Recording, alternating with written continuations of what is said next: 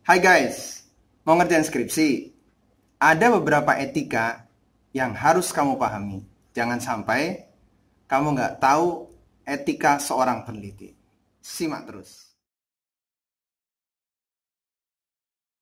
Etika merupakan salah satu elemen dalam aspek kehidupan kita yang tidak bisa kita hindari. Tak terkecuali dalam penelitian atau riset pun mempunyai etika.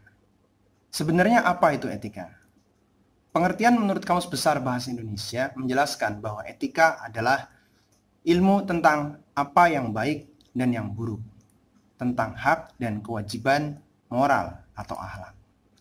Kemudian apabila kita mencari pengertian lain, kita ketik etik dalam Google misalkan, maka akan muncul penjelasan set of moral principle. Pada prinsipnya ada korelasi antara pengertian dalam Kamus Besar Bahasa Indonesia dan pengertian yang disodorkan oleh Google, yaitu prinsip yang berkaitan dengan moral. Baik, oleh karena itu bisa saya simpulkan bahwa etika penelitian ini merupakan metode dan perspektif bagaimana seseorang menyelesaikan permasalahannya dalam riset atau penelitian yang ia lakukan. Hal ini sangat penting karena etika penelitian ini merupakan norma-norma yang bertujuan untuk membedakan perilaku seseorang, dalam hal ini seorang peneliti, tentang baik dan buruknya dalam dia menjalankan sebuah penelitian.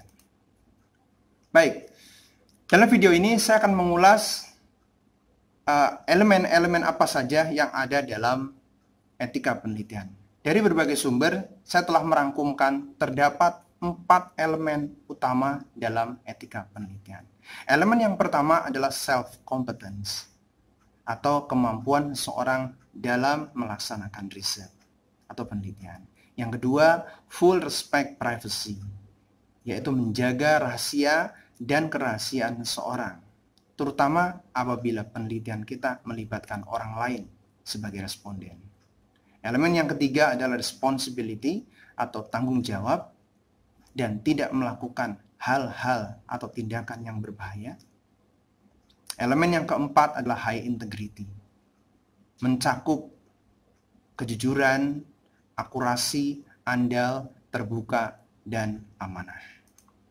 Dalam video kali ini saya akan membahas 2 elemen tersebut dan 2 elemen yang lain akan saya bahas dalam video bagian kedua. Baik, kita masuk elemen yang pertama, yaitu self-competence. Self-competence adalah kemampuan seorang atau kemampuan kalian dalam melakukan sebuah penelitian. Sebagai mahasiswa S1, kalian akan melakukan skripsi. Dalam hal ini, kalian belajar melakukan penelitian. Oleh karena itu, penting bagi kalian untuk memahami ini. Self-competence yang pertama, yaitu berkompeten dalam menentukan topik riset atau memilih judul penelitian. Kompetensi ini wajib untuk menentukan bidang riset. Lakukan sesuai dengan ilmu kalian. Kompetensi yang kedua yaitu kompeten dalam membangun latar belakang penelitian. Mungkin kalian ingin membangun sesuatu, membuat sesuatu, merancang sesuatu. Tapi kalian harus mempunyai kompetensi bagaimana kalian membangun latar belakang penelitian tersebut. Tidak bisa serta-merta kalian harus membuat sesuatu kemudian ini disebut penelitian. Tidak bisa, karena ada beberapa kaidah yang harus kalian ikuti lebih dahulu. Oleh karena itu, kompetensi yang kedua adalah kamu harus mampu berpikir dari umum ke khusus, broad to narrow, untuk membangun sebuah alasan ilmiah mengapa riset kamu harus lakukan. Kompetensi yang ketiga adalah kompetensi memformulasikan permasalahan. Berdasarkan latar belakang yang kalian sudah bangun, kemudian maka permasalahan bisa diformulasikan dalam poin-poin yang jelas. Misalkan dalam 3 poin atau 4 poin. Jadi masalah-masalah utama yang telah kalian identifikasi yang akan kalian angkat dalam penelitian kalian. Kompetensi yang keempat adalah kompetensi menentukan tujuan. Tujuan dari penelitian yang akan kalian lakukan. Tujuannya harus jelas dan sesuai dengan permasalahan yang sudah ditentukan sebelumnya. Ini menentukan apakah riset kamu bisa menjawab masalah atau tidak. Kemudian yang kelima adalah kemampuan atau kompetensi kalian melakukan studi pustaka atau literatur study. Kamu harus mampu melakukan penelusuran jejak riset pada bidang yang akan kamu teliti. Tentunya riset-riset yang sudah dilakukan oleh orang lain. Seberapa jauh orang lain telah melakukan penelitian yang akan kamu lakukan. Kompetensi yang keenam adalah kompetensi dalam memilih atau menentukan metode penelitian yang akan Anda terapkan dalam penelitian kalian. Jadi salah memilih metode, maka fatal hasilnya. Kalian ingin melakukan penelitian eksperimen, kemudian metode yang kalian terapkan adalah interview. Itu salah. Kalian ingin melakukan penelitian kualitatif yang melibatkan banyak orang, kemudian kalian merancang desain eksperimen. Atau kalian tidak mau melibatkan orang sebagai responden, itu fatal.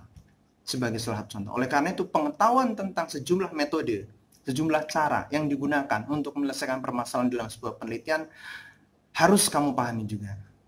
Ini merupakan kompetensi. Jadi bisa saya katakan metode penelitian ini merupakan core atau inti dari sebuah penelitian. Karena salah metode, maka salah mengambil data. Salah mengambil data, akhirnya salah melakukan analisis data, dan kesimpulan rekomendasinya bisa jadi salah. Akhirnya tidak bisa menjawab penelitian dan tujuan kalian dalam melakukan penelitian tidak tercapai. Oleh karena ini, penelitian yang akan kalian lakukan harus betul, harus mempunyai metode yang benar. Itu kompetensi yang keenam. Kompetensi yang ketujuh, kalian harus mampu mengumpulkan data dengan benar.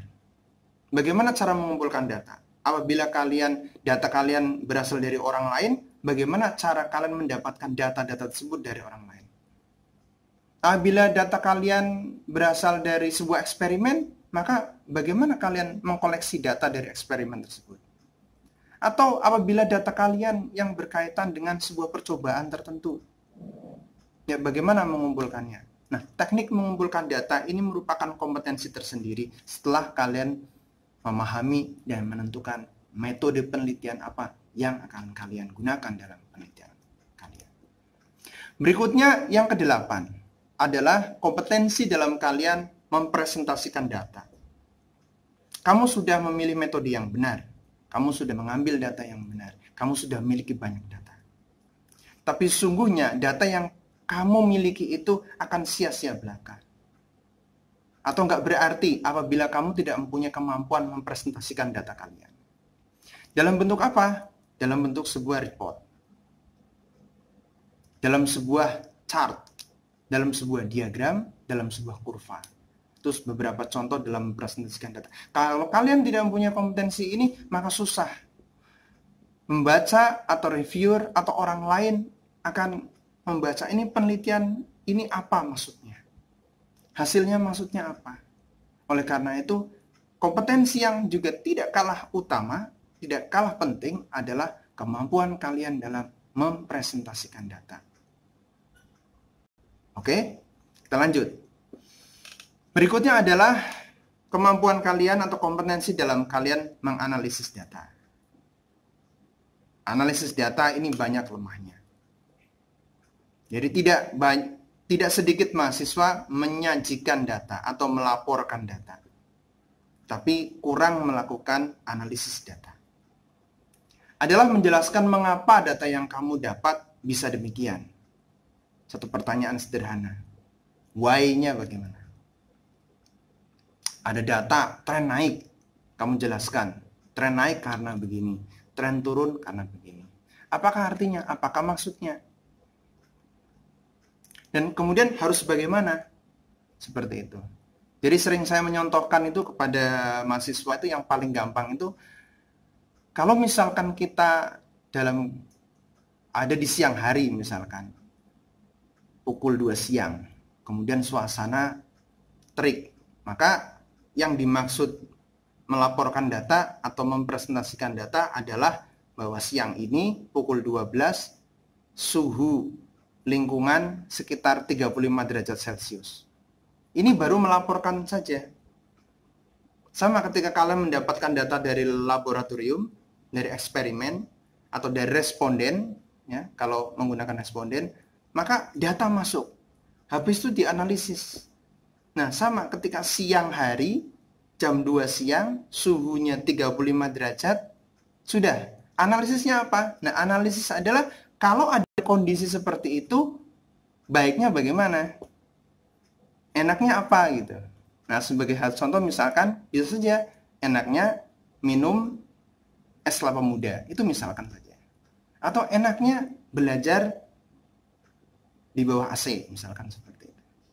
Jadi nyaman. Jadi sebuah usulan, sebuah ide atau sebuah analisis, ya, gagasan dibalik dari kondisi yang kalian sajikan itu merupakan analisis. Ya, itu salah satu contoh saja. Kemudian kompetensi berikutnya adalah kompetensi yang ke-10 adalah membuat kesimpulan. Dari runtutan data yang Anda miliki, dari analisis yang sudah kalian lakukan, maka kalian harus pandai, mahir, dan mampu mengambil sebuah kesimpulan. Kesimpulan harus selaras dengan permasalahan, itu yang paling utama. Kalau kalian memunculkan 3 permasalahan, jangan sampai kesimpulannya jadi 6. Itu secara number harus benar. Dan kesimpulan ini juga harus mempunyai korelasi dengan tujuan. Tujuan yang ingin kalian capai adalah menjawab kompetensi yang ke-11 adalah kemampuan kalian dalam memberikan rekomendasi. Rekomendasi ini berawal dari data yang sudah kalian peroleh, kalian melakukan analisis dan berakhir pada kesimpulan. Rekomendasi ini biasanya akan digunakan oleh peneliti berikutnya dalam melakukan penelitian yang mempunyai bidang yang sama dengan yang sudah kalian lakukan. Oke, kita lanjutkan pada elemen berikutnya, yaitu elemen kedua. Elemen kedua adalah respect privacy. Berarti kita menjaga kerahasiaan seseorang, ya, dan kita tidak mempublikasikan apa yang sudah kita interaksikan dengan seseorang tersebut. Dalam hal ini apabila kalian melakukan penelitian di bidang sosial, karena melibatkan responden atau orang lain. Baik, cakupannya adalah sebagai berikut. Yang pertama, personal granted. Artinya, dalam melakukan penelitian ini, kamu sudah pastikan bahwa responden tersebut bersedia memberikan data-data yang ingin kamu butuhkan, yang ingin kamu dapatkan dalam memecahkan permasalahan dalam riset kamu. Maka dia harus bersedia secara sukarela, tanpa kamu intimidasi. Ya, kamu melakukan satu diskusi bagaimana caranya seorang tersebut bisa memberikan datanya. Misalkan kamu ingin mendapatkan feedback terhadap treatment pendidikan yang sudah kamu lakukan, misalkan guru-guru misalkan. Jadi upper level kan. Kalau respondennya siswa mungkin lebih mudah kamu mendapatkannya. Tapi meskipun demikian kamu pun harus menjaga kerahasiaan siswa tersebut. Tetapi setelah kamu mendapatkan persetujuan dari responden tersebut, alangkah baiknya kamu melegalkan kesukarelaan tersebut dengan sebuah surat kecil, semacam surat kebersediaan atau ya you need something on paper. Bisa kita sebut juga dengan respondent consent atau consent form. Artinya apa? Bahwa kamu mempunyai validitas tertentu untuk mendapatkan data dari yang bersangkutan. Dan yang bersangkutan juga tidak boleh mengklaim bahwa memang saya tidak ingin men-sharekan. Nah, tiba-tiba seperti itu. Karena kamu punya sesuatu, ya, bahwa yang bersangkutan sudah sukarela, siap mengisi kuesioner misalkan yang kamu berikan. Itu yang pertama. Yang kedua, yang berkaitan dengan ini adalah clear definition. Artinya kamu harus menjelaskan tujuan kepada responden, kamu harus bahwa kamu harus melakukan penelitian ini. Kamu jelaskan berapa lama, data-data apa yang harus dibutuhkan. Kemudian bahwa kamu nanti akan meminta pendapat dia dalam bentuk mungkin mengisi angket atau mungkin open question atau apa saja. Itu yang kedua. Yang ketiga, yang perlu kalian perhatikan adalah clear research planning. Jangan sampai kamu tidak menjelaskan, ya, perencanaan riset kalian kepada responden. Kamu jelaskan risetnya berapa lama, kemudian dan penting berapa responden yang dibutuhkan, kemudian berapa kali lagi responden harus berinteraksi dengan, karena apa hanya sekali ini saja, atau kamu ada data lain yang harus kamu minta kepada dia. Jadi infokan ini sejak awal, jangan sampai datang sekali terima kasih pergi, habis nanti datang lagi begitu, seolah-olah memberikan kesibukan terus kepada responden. Itu juga tidak bagus. Artinya kita juga harus menyamankan orang, menyamankan responden. Oh, ini penelitiannya akan memakan waktu 6 bulan. Dan mungkin saya akan datang 3 kali. Ini pertama, nanti akan saya olah. Yang kedua, dan apabila nanti datanya kurang memuaskan, saya mungkin akan adakan interview yang ketiga, Bu, Pak. Tapi yang ketiga ini optional, semoga 2 saja udah cukup. Nah, ini ada sejumlah kuesioner. Misalkan Anda menyiapkan 10 halaman, 8 halaman misalkan multiple choice atau pilihan ganda, kemudian 2 halaman open question. Nah, seperti itu. Nah, berikutnya adalah no personal harm to respondent. Artinya kita nggak boleh menyakiti responden, baik secara lisan ataupun tindakan. Nah, karena riset kita ini bahkan jangan sampai mereka pun merasa terancam atau mendapatkan ekses buruknya. Ya, kalau kalian melakukan riset di dalam pendidikan atau dalam eksperimen untuk skripsi, saya rasa hal ini mungkin agak janggal kalian dengar. Tapi ini kita berbicara juga untuk hal yang lain. Memang ada beberapa hal ketika seorang melakukan peneliti kemudian melibatkan orang lain, dia ingin data sesuatu, bisa jadi seorang responden ini menjadi terancam. Oleh karena Anda juga pastikan no personal harm to respondent. Itu ya. Yang kelima adalah research report. Research report maksud saya. Jadi setelah Anda melakukan penelitian, langkah baiknya, dan ini akan sangat baik apabila kamu menyampaikan hasil riset yang sudah kalian lakukan selama ini. Mungkin dalam sebuah ringkasan kecil, tidak harus dalam bentuk, Pak, Bu, ini kemarin saya minta interview kan, nah ini riset saya. Anda berikan satu bundle skripsi ya, terlalu tebal, mungkin 100 halaman ya. Itu terlalu tebal ya. Jadi Anda mungkin bisa menyampaikan dalam sebuah ringkasan penelitian hasil yang seperti ini. Di dalam 10 halaman misalkan.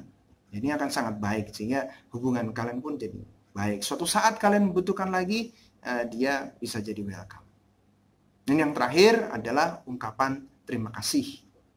Ya, sebagai wujud kerjasama yang bagus selama penelitian kalian, kamu juga bisa mengucapkan terima kasih dalam bentuk misalkan melalui WhatsApp, melalui email, ataupun akan bagus juga memberikan gift atau cenderamata, tapi itu optional.